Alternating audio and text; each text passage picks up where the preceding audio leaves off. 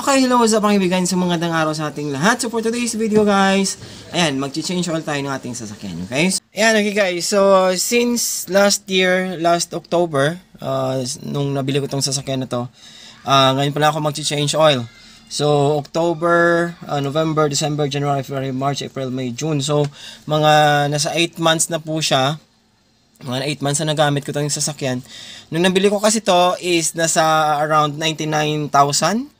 Yung mileage ngayon is yan, kung makikita nyo, nasa 101 and 95. So, for 8 months, yung tinakbo ko is 2,000 lang. So, yun lang yun guys.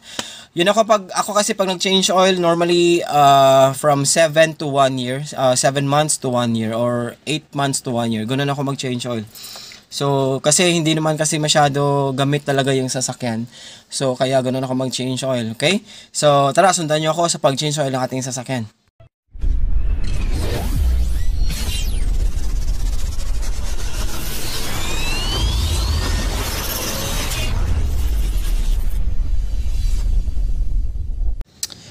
Okay guys, so ano-ano nga ba yung mga kailangan nating i-prepare pag nag-change oil tayo ng ating sasakyan? Well, of course, unang-una dapat mayroon kang oil. Siyempre, number 1 yun. Ayan o. So, meron akong 4 na oil dito. For this particular car kasi, yung Honda Civic Dimension is naglalaman to ng 3.75 liters na oil. So, meron akong 4 na litro dito. And of course, ang importante din, dapat magpalit din tayo ng oil filter. So, hindi pwede na mag-change oil ka na hindi ka papalit ng filter. So, kailangan mo rin yung bagong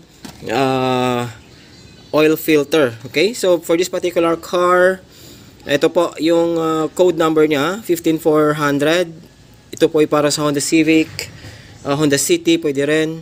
Ayan. So actually may nakita ako online guys na sinasabi original from Honda and nasa 79 pesos sa online. So duda po kasi ako. So hindi ko pinatulan, mahirap na kasi baka pangit. So dito ito yung bili ko is 260 for the oil filter. And of course kailangan natin din ng pangtanggal mamaya ng ito, oil filter, pangtanggal ng oil filter.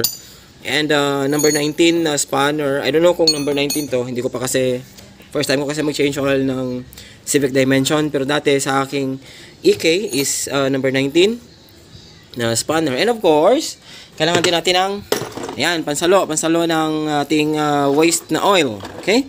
So, ito lang yan guys, yung kailangan natin. Okay? And of course, magja-jack tayo.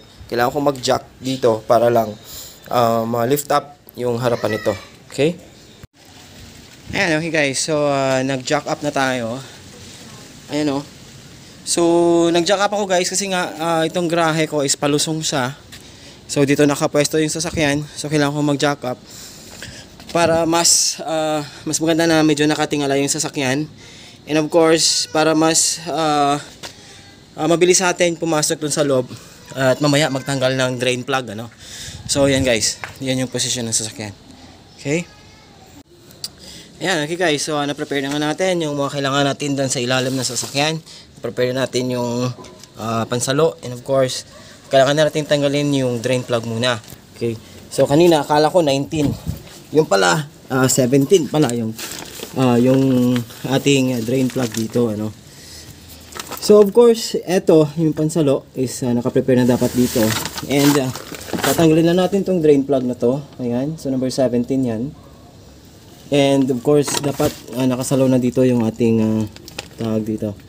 Yung ating pansalo, ano. So, eto, tatanggalin natin.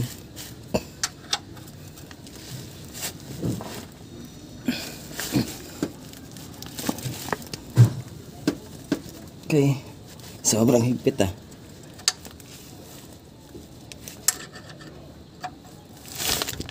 Yan. Okay.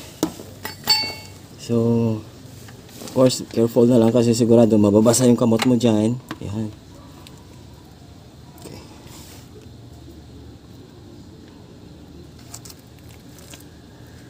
Yan. So, hayaan muna natin siya guys hanggang sa tumulo. Siguro mga mga 5 to 10 minutes hanggang sa maubos yung oil na yan. And patutuluin pa natin. And saka tayo magtatap up mamaya. Okay? Yan, okay guys. So, after 10 minutes na hinayaan natin tumulo pa yung ating system. Oh, ayan guys. Oh, medyo may konti pang tumutulo. Yan. So, pero habang tumutulo dyan siya, siguro tanggalan na natin yung ating tawag nito. Oil filter. Okay? Yeah, okay guys. So, tatanggal na tayo ng ating oil filter. So, pansamantala nilagyan ko muna ng tissue to kasi tumutulo pa siya.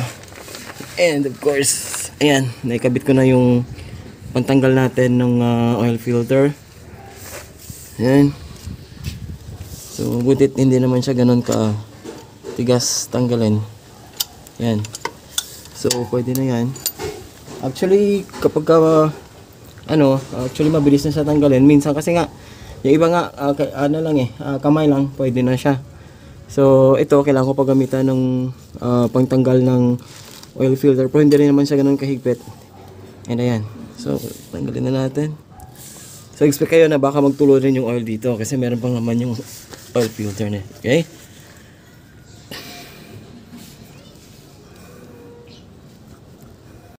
Ayan, okay guys, ito natanggal na natin. And magkaiba yung nabili kong nabili kong oil filter. Pero hopefully kumasya to. Ito kasi si 415. Yan, itong nabili ko is si 809. You know. But hopefully kumasya to. Medyo maliit na siya konti, pero almost magkapareha naman. Pero medyo maliit siya ng konti. Ayan, okay guys. So, upon checking guys, pareho lang naman sila. Kaso ito, medyo malaki lang siya konti. And, chinek ko doon sa pinaglalagyan niya. Pareho lang. Kasi importante ito, yung rubber ito, is dapat nakalapat doon. And dito, pares lang naman kasi. Medyo yung katawan lang niya. Yung medyo malaki, ano. Hindi rin naman kasi ito original ng Honda eh. So, actually ito yung original na size talaga ng filter ng Honda. So, ayan, i-install na natin. Okay, ayan guys. So, i-install na natin tong ating oil filter. And of course, bago natin i-install, of course, kailangan natin siyang basain ng fresh oil muna dito sa rubber gasket niya. Kasi nga, para the next time na tinanggal natin to, hindi tayo mahihirapan. Okay? And of course, sa pag-tighten naman mamaya, hindi rin tayo mahihirapan. So, yun yung pinaka-purpose yun guys, kung bakit natin binabasa nung fresh oil itong rubber gasket niya. Okay? So, sa pag-install naman ito guys, kailangan hand tight lang. Hindi mo kailangan higpitan ng todo. Okay? Sandali, of course, linisin muna natin yung kakabitan niya doon. Dali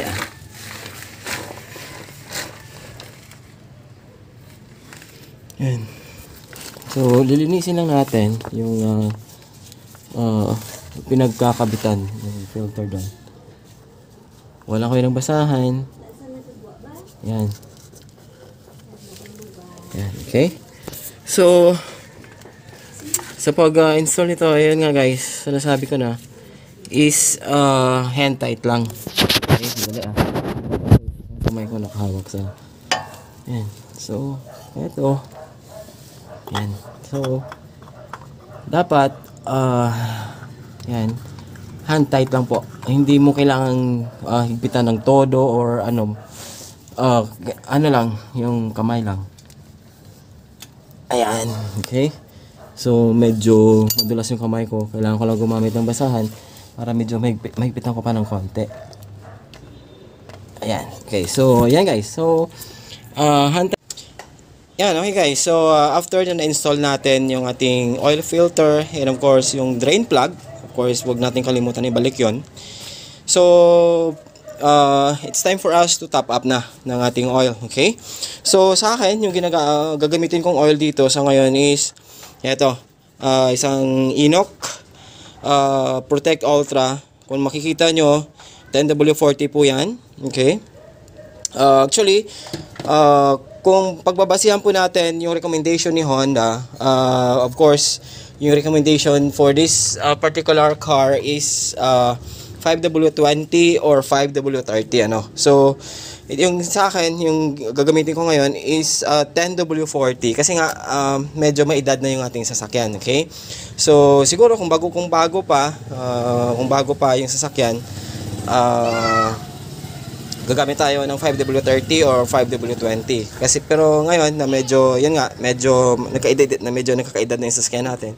So medyo gagamit na tayo ng medyo lang, okay? Medyo malapot-lapot konti na oil. Pero ito po ay semi-synthetic, okay? Bakit ako gumamit ng semi-synthetic? Kasi nga hindi ko naman ganun kadalas ginagamit yung sasakyan na to. So magtatapap ako siguro every 8 months or every 1 year. Ganun po ako pag nag-change oil. So, yan. So, ayan, magta-top up na tayo and of course, ready to go na after nating mag-top up nito. Yeah, okay guys. So, since wala tayong funnel, or imbudo, so hindi problema yan. Of course, improvise. Okay? And ito, magta-top up na tayo ng ating oil. So, maganda kasi itong oil guys, yung Enoch. Ito po ay made in UAE. So, guaranteed po ito na magandang klaseng oil. Yan. So, at the first 3 liters, so pwede nating ibuhos agad-agad yung lahat. And yung after yung susunod, so saka natin kukonti-untiin. Yeah, okay guys. So, after pagkaubos natin ng 3 liters, dito sa dipstick niya is okay na siya. Ayan o, full na. Okay? Pero, magbabawas pa kasi to guys kapag pinaandar natin. Okay? So, sa ngayon, 3 liters lang muna. Then, paandarin natin yung engine. Then, pag notice natin na bumaba dito sa dipstick, saka na lang tayo magtatap up ulit. Okay? Ayan, okay guys, so maraming salamat sa panonood ng ating vlog ngayong araw na to. So please don't forget to like, comment, and subscribe sa ating channel para mas maging updated pa kayo sa mga bagong videos na i-upload ko pa. Salamat po.